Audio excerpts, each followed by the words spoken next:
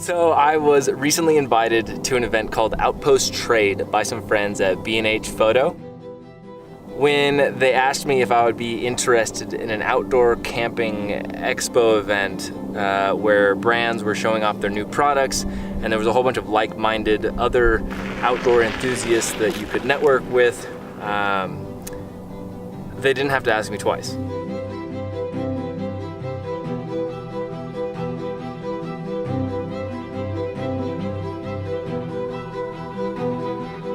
So I ended up packing my truck the day before the event, and I met Michael and John, who are from B&H, down in like South Lake Tahoe. I've got two buddies, Michael and John, behind me. They're in Pacific Overland's D90 Land Rover. It's got a little rooftop tent on the back. They casually rolled up in this vintage Land Rover Defender that had been fully outfitted by Pacific Overland. So we got to camp, made dinner, told some stories, took some photos, and we got a pretty good night's rest before the long drive out to Navarro. Navarro is kind of like this NorCal town inside the Redwoods, just south of Mendocino. When we got to the event later that day, I actually got to give my truck and my front runner tent the weekend off, as Outpost put us up in these really cool giant teepees that we got to stay in for the entire weekend. We're here out at Outpost, and we're getting all set up. Everyone's getting all ready, and I got to put in a tent. Actually, I didn't get to sit in my front runner rooftop tent. They gave me a teepee that I have to share with this dude right here. What's up? You were kind of loud last night in our tent a little bit. Was I? Yeah, it's bad. So I had heard a lot about this event, especially from last year. It was there in the same location, but it is nothing like actually attending this event. Outpost Trade was nothing like any of the regular expos that I've been to. You know, the ones like when you're normally in some air-conditioned giant mess hall and you end up with pamphlets coming out of your ears. It was absolutely nothing like that.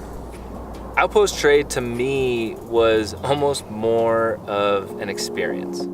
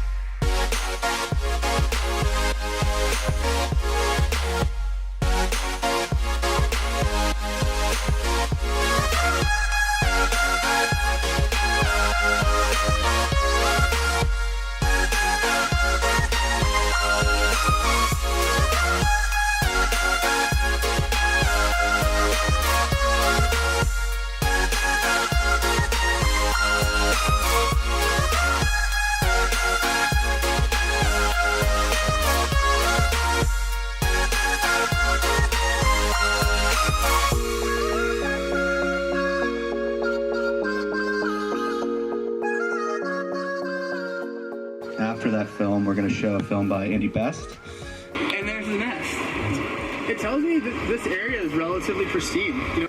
Because that was Chad's very last fish, and when it's in the water, that's literally him wrestling. He couldn't get it out of the water.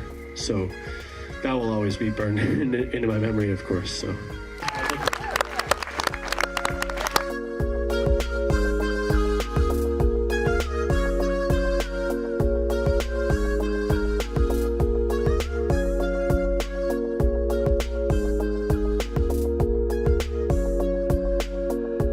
The different brands at Outpost, they got to showcase their gear in a very low-key setting. They actually gave out quite a bit of gear. I was pretty stoked on everything that they gave me. Plus all that, I actually got to spend time with the faces behind these really cool brands and really get to know them and who they are. You get to listen to the stories of how they arrived at this event, whether it be from creating a conservation film that turned into a mission to save an outdoorsman from ALS, to circumnavigating the world in like a Cessna 210, and even to promoting females inside the professional skateboarding industry. At the end of this event, I was just so recharged and excited and knew I had to get back there somehow next year. Crazy thing is, this event was only half the adventure.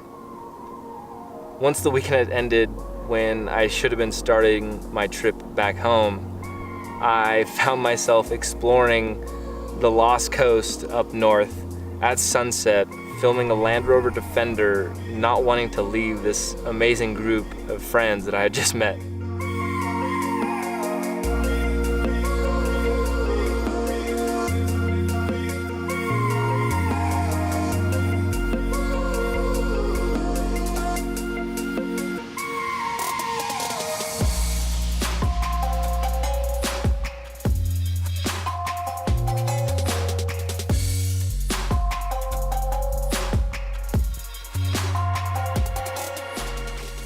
A friend told me that your adventure doesn't necessarily have to end with the weekend.